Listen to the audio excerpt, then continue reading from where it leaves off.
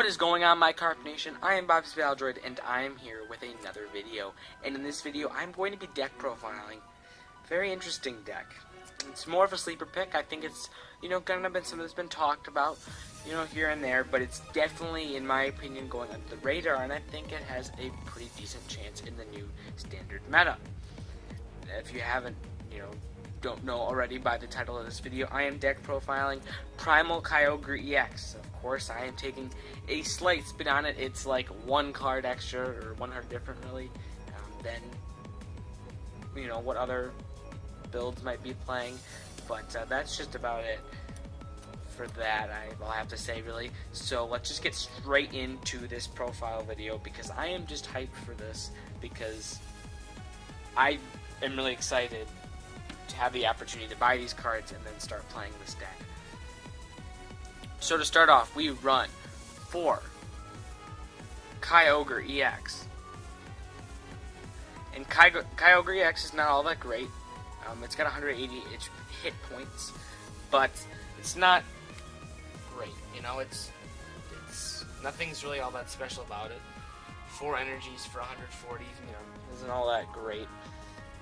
But when you look at Primal Kyogre, that's when it starts to gets a little good. So again, Primal Kyogre has an attack similar to Kyogre EX, so you might be wondering, well, how is this good at all? Well, when you look into it, it's got an attack called Tidal Storm. It does 150, but you get to move 2 energy from this Pokemon to a bench Pokemon. So it does allow you to charge up other Pokemon.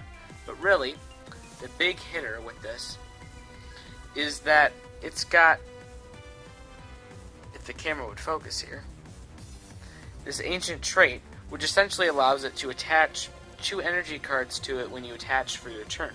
So you can continuously stream Tidal Storms over and over and over again and not worry about it. Also, a Tidal Storm does 30 to each of your opponent's EX, which is great because we can slowly knock off Shamans. Or, which is a really great thing, is we can, take, do 150 damage on a Pokemon, 180 hit point EX, Lysander, one that we did 30 damage to on the bench, knock that out with Tidal Storm, and then the 30 damage is going to knock out the other one on the bench. So in 2 turns, you can take 4 prizes. So it's really great in that, if you can get that set up. It's not something that you can do very often, but if you can do it, oh man, it's fun. But we're going to need to know what we're going to charge up, right? Because obviously, if we're running Primal Kyogre, and we've got to get kind of a more boxy style kind of thing here, where we're going to charge up some other attackers. So Articuno has an attack called Tri-Edge, and it just does 20 plus 40 more damage. I'm sorry, my camera is not focusing. There we go. 20 plus 40 more damage for each heads. You get to flip 3 coins. It also has another ancient trait that when it takes a prize card, or when it takes or knocks out a Pokemon, it takes an extra prize card, which is really great. It's very reminiscent of the old Lugia from Plasma Storm, except the great thing about this is that it's not an ability. It's the same thing with Primal Kyogre. There's no way in the current meta to take out an ancient trait, and so they're there for the whole game. There's nothing that anyone can take off of it. So we also have 2 Manaphy EX. It's got a great ability called Aqua Tube, and essentially any Pokemon that have water energy attached to it has free retreat. That's the only type of energy we run in this deck, and so that's all we need. Just one more attacker to use here is Regice. Regice has an attack called Resistance Blizzard, and it says 70, and then during your opponent's next turn, it prevents all damage done to it by EX Pokemon. The reason I didn't add any more is I think Pokemon Ranger is going to have a decent amount, and I think that it might just make more sense to use Primal Kyogre and focus on that and just charge up Articunos, in my opinion. We'll see how that goes. Obviously, this could change in terms of testing. I might take on Articuno and add a Regice, or add a Glaceon, or something like that. But for right now, this is what I think the deck can be. This is kind of a weird thing here. We've got Wailord EX.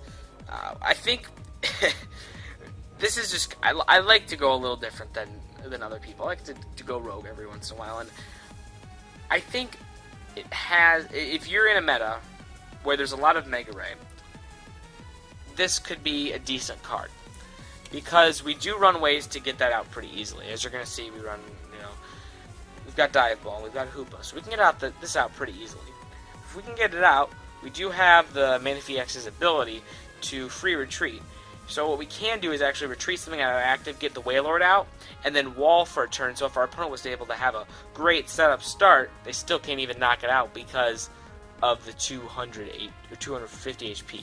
They would require a Giovanni Scheme, which not even all Mega Ray builds are using. So that's just a great thing there. We've also got 2 Shaman EX. That's about it. I mean, it's standard for a deck like this. It's going to run 2 Shaman. 1 Hoopa. We do run a decent amount of EX, and we do also have the Mega line, and pretty much every Mega line is going to run at least 1 Hoopa. That's it for the Pokemon.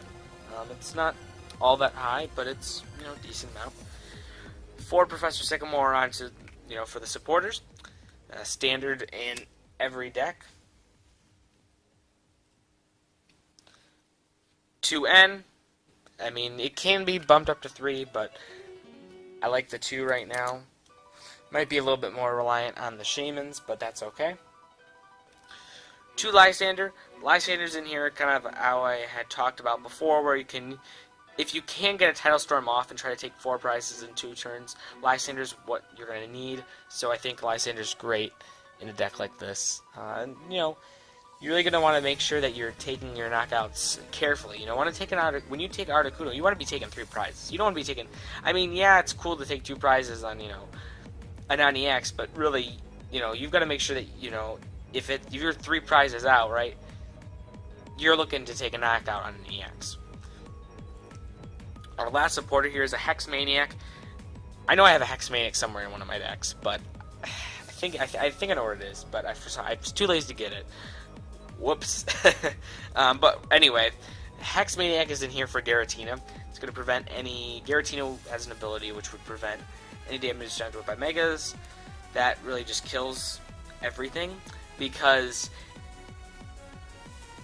what are we going to do? We can Resistance Blizzard it and just sit there.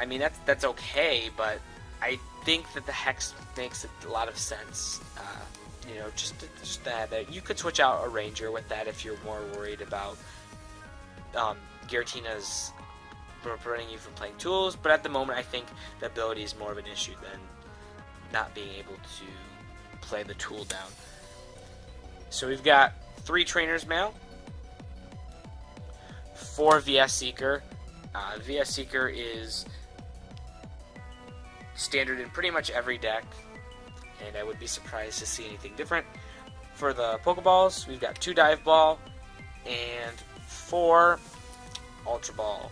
4 Ultra Ball is standard in the core of every list pretty much. You've got 4 VS Seeker and typically 4 Mail and a 4 Ultra Ball in every list.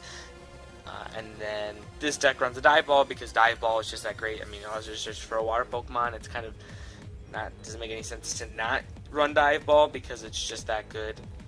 But we do need the Ultra Ball to grab Hoopa, to grab all this other stuff. So we do have to run a max kind of that.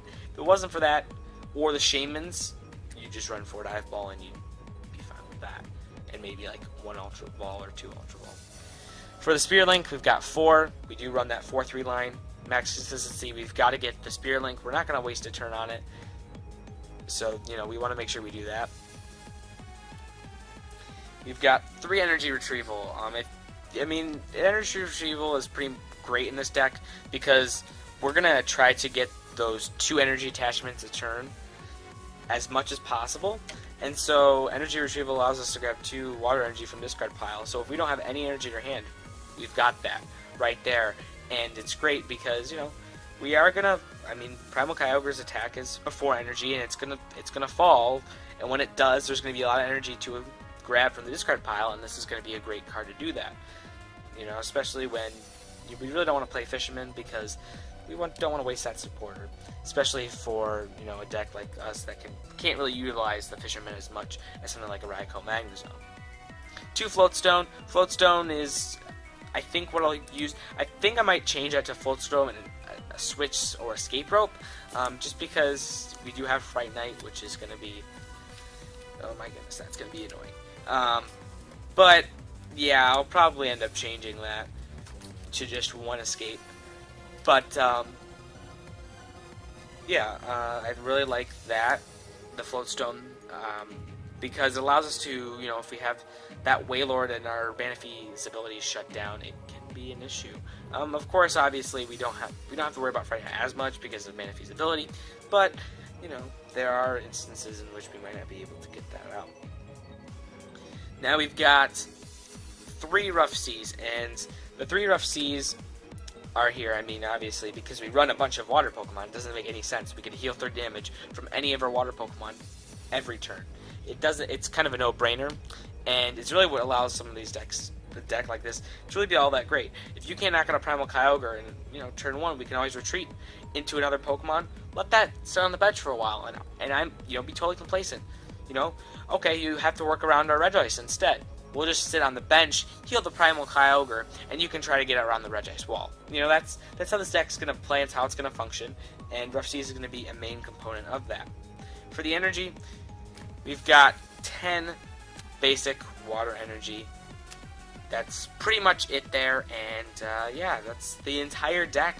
I was, you know, excited to just show this off to you guys because I really think it's an interesting deck, and it's a deck that really has an opportunity. I might be playing this deck. I'll probably be looking into trading a lot of these cards in League because I don't want to buy any more EXs off of eBay, considering that I bought like my entire Dark Box deck in Mega Alakazam. So I'm a little bit trying to not spend all tons of money. But that's going to be about it for this video. So anyway, guys, thanks for watching, and I'll catch you guys later in the next video. Thank you.